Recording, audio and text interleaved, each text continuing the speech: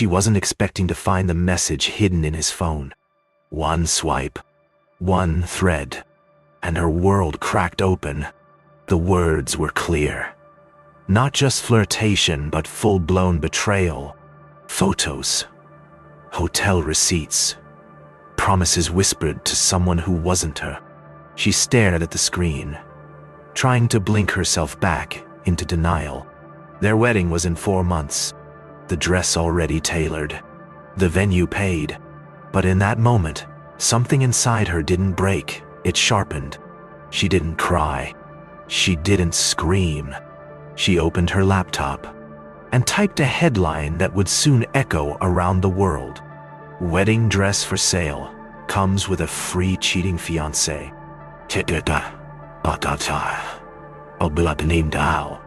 She wrote every detail. The dates, the lies, the double life he led. No rage. Just raw facts. The kind that make your stomach twist. She described the dress too. Ivory satin, sweetheart neckline, worn only in fittings. But what made the post viral wasn't the dress. It was her honesty. Within hours, strangers began to comment. Then hundreds. Then thousands. Brides shared their own heartbreaks. Survivors of betrayal sent her strength. She didn't expect support. She just needed to say it out loud. And the internet? It listened loudly. His name wasn't in the post, but people found him anyway. And soon he was famous, for all the wrong reasons. At first he thought it was a joke, some angry exaggeration. But then he saw the post, and then his face in memes. Screenshots of his messages were circulating, captioned with biting truth. He started getting DMs. Not just insults, but disbelief, disgust. His co-workers saw it. His family saw it. Even his side partner ghosted him. The internet had chosen its villain, and it was him. He tried to message her, apologize, beg, delete the post, but she didn't reply. She was too busy replying to women around the world. Women who called her brave, honest, a hero with a dress and a story. And he was just a warning of what not to be. She didn't expect kindness from strangers, but it came in waves. Brides sent photos of dresses they never got to wear. Some shared stories far worse. Years of deception, secret families, double lives. Her inbox became a confession booth, a sisterhood born of betrayal. She read each message with equal parts heartbreak and hope. They weren't alone. None of them were. The dress, once a symbol of what she lost, was now a symbol of what she reclaimed. She started replying, line by line, message by message. No longer just a woman with a story. Now, she was a voice for others. And with each reply, her own pain softened. Just a little. Local news picked it up first, a curiosity, a viral oddity. Then came national interviews, morning shows, podcasts, even a documentary offer. Her post wasn't just viral, it was cultural commentary. People weren't laughing, they were listening. The betrayal wasn't sensationalized, it was humanized. Behind every headline, a woman who almost said nothing. And now, she sat across from producers, being asked how she felt. But how do you explain turning grief into empowerment? She answered honestly, I didn't plan to inspire anyone. I just refused to stay quiet. Yeah, was so. And that silence she'd once feared? It was gone. He watched it all unfold like a nightmare on loop. The woman he betrayed wasn't crying. She was rising. Every clip, every quote, stripped away the version of himself he tried to sell. No excuses, no edits, just consequences. He tried to comment online, tried to defend, twist, minimize. But screenshots don't lie. And neither did she. Each attempt only made it worse. More shares, more ridicule. He wasn't just disliked, he was recognized. At the gym, at the bar, even walking down the street, people knew. And they looked at him like a cautionary tale wearing human skin. She didn't want to become an influencer, but the world asked her to speak. So she sat down, held the dress in her lap, and hit record. No script, no filter, just truth, straight into the lens. She spoke for 10 minutes about betrayal, strength, and starting over. The dress had become something else now, not a symbol of pain, but defiance. She told the viewers, he didn't just cheat on me, he cheated on who I was becoming. Hot.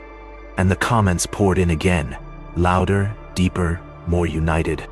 This wasn't just viral anymore. It was a movement. A single story had cracked something wide open, and she, quietly and unintentionally, had become its face.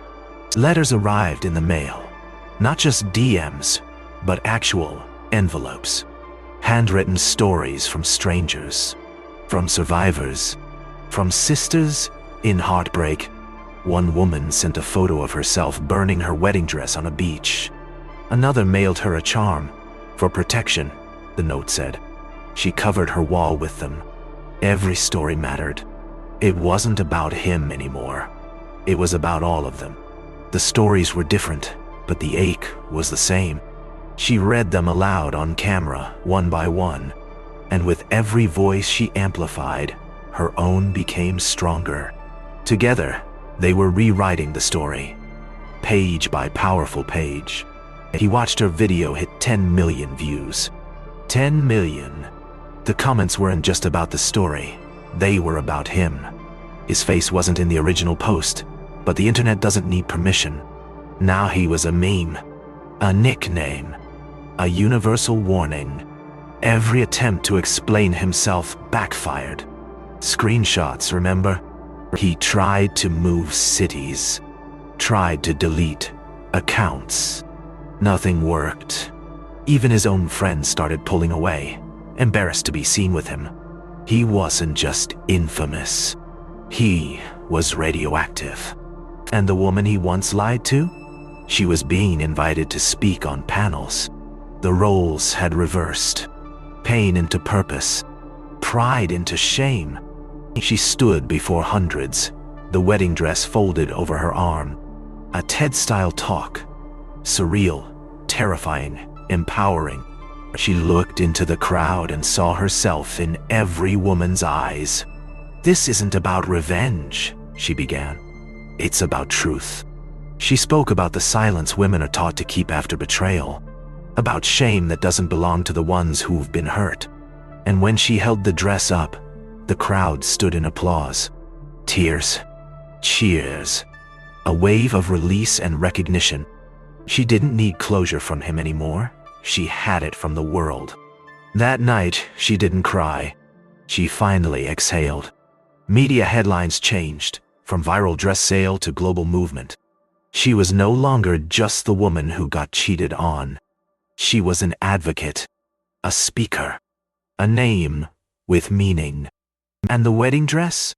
It became a touring artifact, a symbol, displayed in women's conferences, touched by survivors, photographed by journalists. She donated the proceeds to a foundation helping women leave toxic relationships. The story had transcended her. It had become something much bigger, and yet she remained grounded, responding to messages, telling stories. She never sought fame. She sought freedom. And finally, she had both. He watched her grow from a distance he could never close. Every attempt to rewrite the past only deepened his infamy. The woman he dismissed had become a symbol, and he, a cautionary footnote. He applied for jobs under different names. Nothing stuck. His face was too recognizable. His story too unforgettable.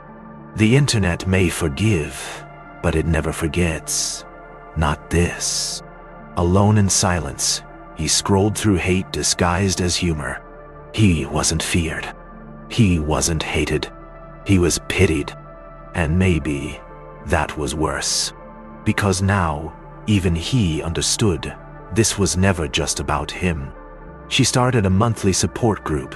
Nothing formal, just safe space. Women came with stories, some trembling, some tired, all brave. They cried together, laughed louder, healed in ways therapy never quite reached. She wasn't their leader, she was their mirror. Every session ended the same, with music, with hugs, with hope. She didn't need a spotlight anymore. This was enough. Helping others helped her stay whole, and in every face, she saw the woman she used to be, but stronger, wiser, awake, and that made everything worth it. She opened a boutique, but not the kind people expected. It sold pre-owned wedding dresses, each with a story attached. Some stories were joyful, others painful. All were honest. Brides wrote letters to future wearers, messages of hope, warning, or renewal. The shop became a sanctuary, a museum of resilience. Brides came not just to buy, but to heal. One woman left her abusive marriage after reading a note in a fitting room. Another found the courage to propose to herself. This wasn't just retail. It was revolution with lace and seams. And it all started with one viral listing. She no longer checked notifications like a lifeline. The noise faded, but the peace stayed. She read more now, walked slower, smiled wider. Some days, she still thought about him, but only briefly. He no longer haunted her thoughts. He simply passed through them. Her life was no longer built around absence, but abundance. She had turned a wreck into a path, not just for herself. She never found closure in his words. She found it in her silence. Not every story ends in love, but this one ended in freedom. And sometimes, that's more powerful than anything else. One day, she found a note tucked inside a donated gown. The handwriting was shaky, but the message was clear. He left me the night before our wedding. This dress never touched the aisle. He shared it, but today, I give it to someone ready for a new story. Yeah. Any. Oh. Ohiya. Monse. Totally. Dare. She held the fabric gently, not out of sorrow, but reverence. This dress, like hers, carried pain, but also release. She placed it in the window with the others. No shame, no edits. Each gown, a ghost. Each note, an exorcism. Boutique wasn't just selling dresses. It was giving women their names back. And in that, she found peace. Again and again. She adjusted the veil, just like a seamstress would. But this wasn't about fit. It was about feeling seen. The bride smiled through tears. This was the one. I felt it. This dress, it has a soul. She didn't talk much about her own story anymore, only when asked. But in moments like this, it echoed without words. Every dress passed through hands that had healed, or were still healing. And she realized she didn't need to wear one again. She had already walked through her ceremony, and emerged whole, not as a bride, but as someone unbroken. That first dress, the one from the post, still hung in the shop. Not for sale, not for show. Just there, quietly watching. Some women stopped to stare, not knowing the story behind it. Others knew instantly, and nodded, as if in silent salute. It wasn't about revenge. It was about remembering. A woman had once been betrayed, and chose to rise instead of rot. And in doing so, lit a fire no shame could extinguish. The dress stood still, but the world around it had changed. Because of her voice, her courage, her choice to tell the truth. And somewhere out there, someone else is now finding the strength to tell theirs.